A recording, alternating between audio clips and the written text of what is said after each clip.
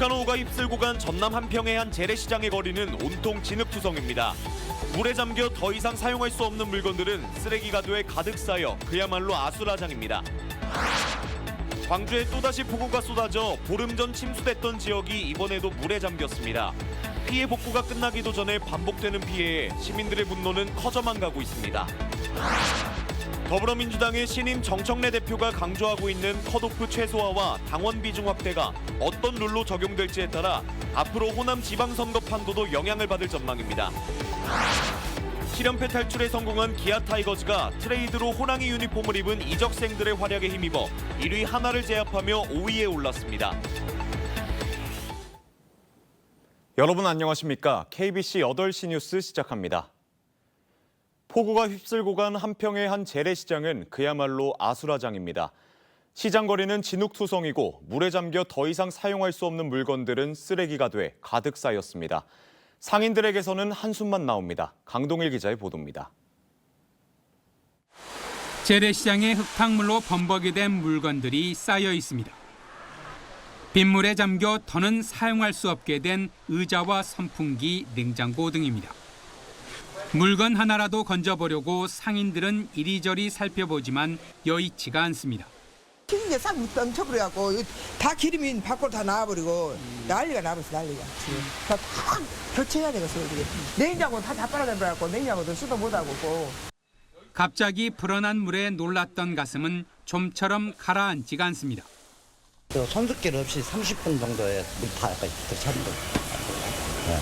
여가 배수 펌프장이었는데 원래는 40mm 정도 오는 걸로 보고 써야 되는 건데 70mm까지 늘렸거든요. 근데 100mm가 써다 보니까 감당을 못 하는 거예요. 그래서 집중호우로 지하 주차장이 물에 잠겼던 무안의 한 아파트는 청소가 한창입니다. 다행히 물이 차기 전 차량 40여 대를 모두 빼냈지만 긴박했던 기억은 생생합니다. 절이 하수구로 못 날아가고 일이 너무 본게 도저히 저 물을 감당을 못하겠으니까 잡았다 빼라고 방송을 했죠. 이번 폭우로 농경지 890헥타르와 주택 94채, 상가 71채 등이 침수 피해를 입은 것으로 잠정 집계되고 있으며 무안에서 숨진 한 명에 대한 폭우 연관성 여부는 조사가 진행 중입니다. KBC 강동일입니다. 어제 내린 집중호우로 무안 한평 초중고등학교의 학사 일정이 조정됐습니다. 전남도 교육청은 호우 피해가 발생한 무안 한평 관내 모든 학교에 방학 중 프로그램 운영을 중단하는 등 학사 일정을 조정하도록 통보했습니다. 또 집중호우가 지속될 경우 추가 휴업 등 가능한 모든 조치를 취할 방침입니다. 광주에 또다시 폭우가 쏟아지면서 보름 전 침수됐던 지역이 이번에도 물에 잠겼습니다. 피해 복구가 끝나기도 전에 반복되는 피해에 시민들의 분노는 커져만 가고 있습니다. 양유찬 기자입니다. 침수 피해 상인들이 내리는 비를 맞으며 자포자기한 듯 길바닥에 앉아 있습니다. 이번 폭우로 침수된 집기류를 꺼내 빗속에서 흙탕물을 씻어내고 있습니다. 가게 내부도 물에 잠겨 엉망입니다.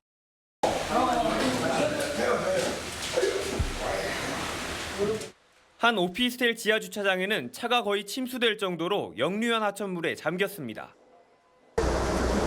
이곳 지하 주차장은 이번 폭우로 가슴 높이까지 물이 차오른 곳입니다. 하루가 지났지만 여전히 물을 빼내는 작업을 하고 있습니다.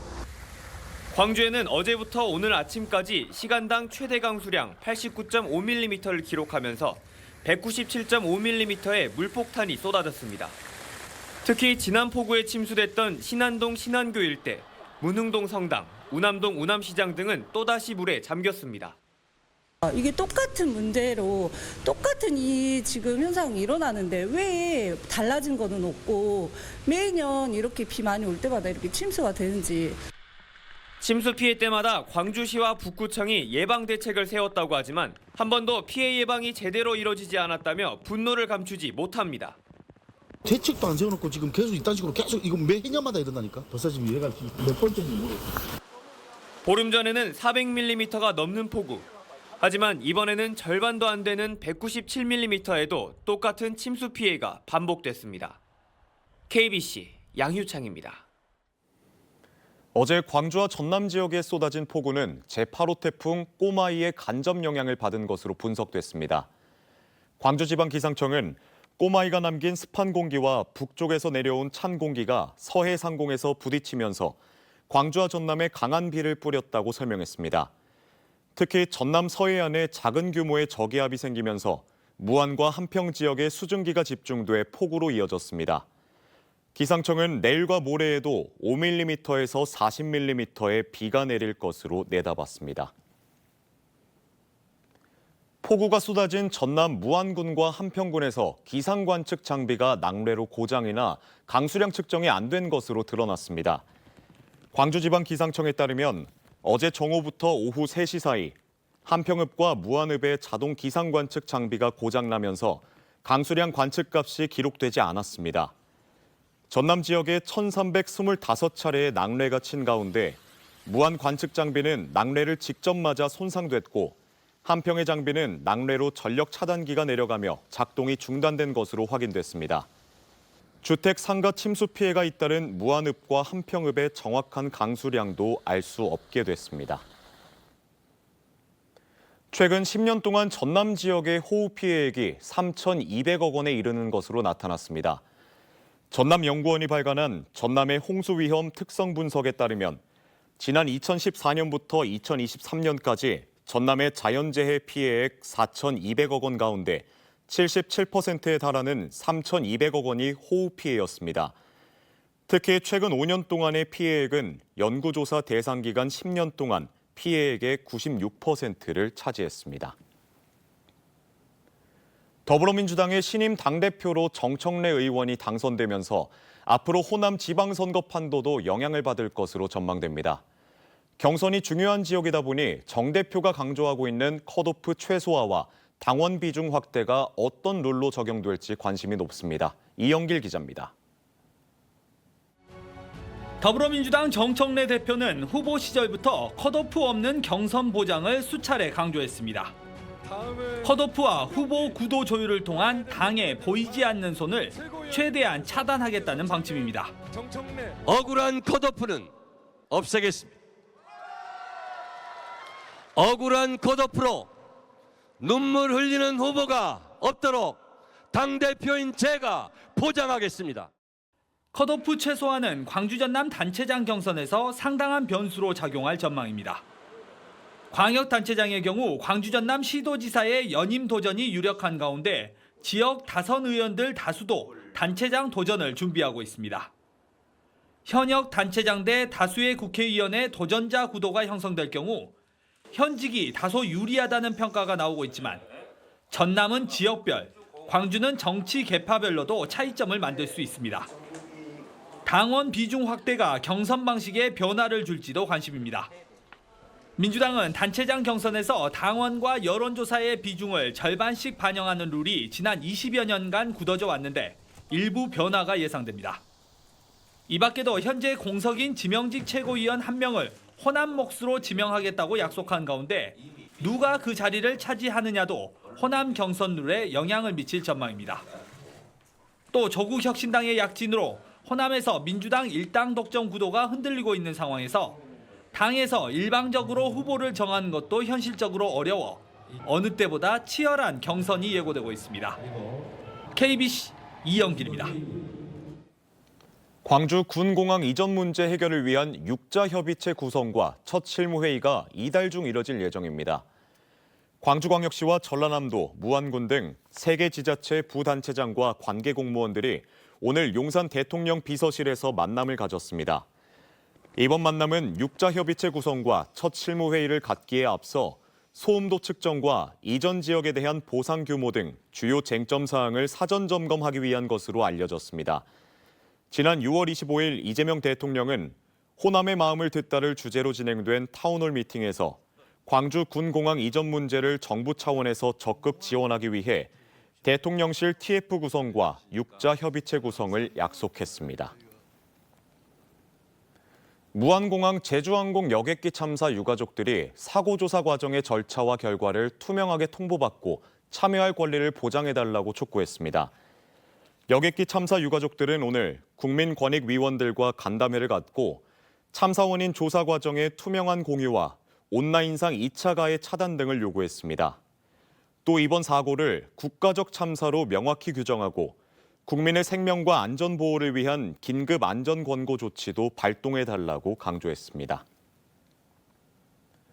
국가도시공원 지정 요건을 완화한 공원녹지법이 국회 본회의를 통과하면서 광주중앙근린공원의 국가도시공원 지정에 청신호가 켜졌습니다.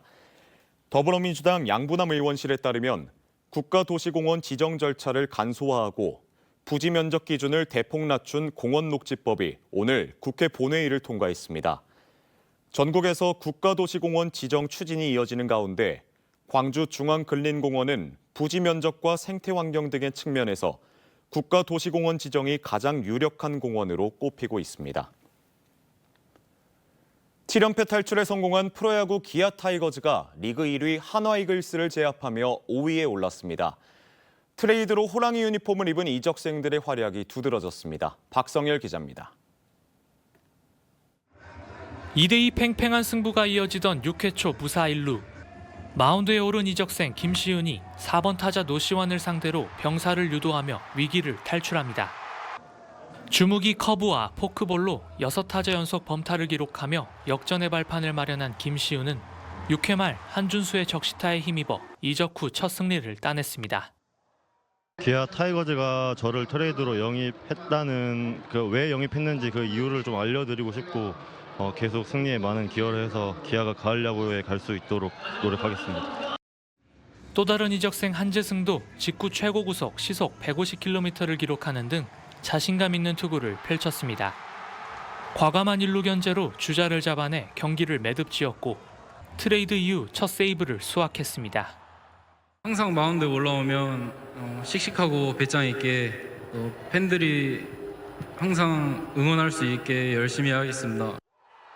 김시윤은 지난해 선발 경험을 바탕으로 긴 이닝을 소화하며 불펜에 부담을 덜고 있고 한재승은 상대 타선을 압도하는 강력한 구위로 힘을 보태고 있습니다. 두 선수 모두 이적 후 첫 등판에서 홈런을 맞는 등 불안한 출발을 보였지만 이내 무실점 피칭으로 자신의 트레이드 가치를 증명했습니다. 이로써 리그 5위에 안착한 기아. 시즌 후반기에 접어들며 중위권 경쟁이 치열해진 가운데 두 이적생이 향후 불펜 싸움에 키가 될 것으로 보입니다. KBC 박성열입니다. 강진군 문화관광재단 신임 대표이사에 광주관광공사 본부장을 지낸 김기태 씨가 임명됐습니다. 오늘 취임한 강진군 문화관광재단 김기태 대표이사는 광주관광공사 본부장과 광주의료관광지원센터 센터장 등을 지냈으며 임기는 2년입니다. 광주와 전남 지역 제조업체들이 대내외 산업환경 변화에 사실상 대응하지 못하고 있는 것으로 드러났습니다. 광주상공회의소가 광주 전남 제조업체 133곳을 대상으로 미래 신사업 추진 실태 조사를 실시한 결과 56.4%가 신사업을 추진하지 않고 있는 것으로 조사됐는데 가장 큰 이유로는 시장성에 대한 확신 부족과 자금 문제를 꼽았습니다. 또 응답 기업의 83.4%는 주력 사업에 대해 시장 포화 상태거나 쇠퇴기로 평가하는 등 경쟁 상황도 악화된 것으로 조사됐습니다. 광주시 교육청이 늘봄학교 운영의 공정성과 투명성을 높이기 위해 강사 채용 제도를 개선합니다. 시교육청은 강사 이력과 자격, 프로그램 정보, 운영 실적 등을 확인할 수 있는 늘봄 허브 플랫폼을 기관뿐 아니라 개인으로까지 확대하고 교재 선정도 내부 위원회에서 적절성을 검토한 후 지정한 교재만 사용할 수 있도록 했습니다. 강사 계약서에는 청렴 의무 위반 시 계약 해지 조항도 명시합니다. 앞서 지난해 시교육청은 방과후 학교의 강사 금품 수수 사건이 발생하자 관련자 전원을 고발하고 계약을 해지했습니다. 국내 최초의 미식 테마 국제 행사인 2025 남도 국제 미식 박람회의 주요 콘텐츠가 공개됐습니다. 전남도와 목포시는 오늘 박람회 추진 상황 보고회를 통해 3대 전시관에서 이뤄지는 미식 파티와 4대 글로벌 이벤트, 그리고 경연대회와 페스티벌 등 20대 핵심 콘텐츠를 소개하고 목표 관람객 150만 명 달성에 힘을 모으기로 했습니다. 2025 남도국제 미식박람회는 오는 10월 1일부터 26일간 목포 문화예술회관 일원에서 열립니다.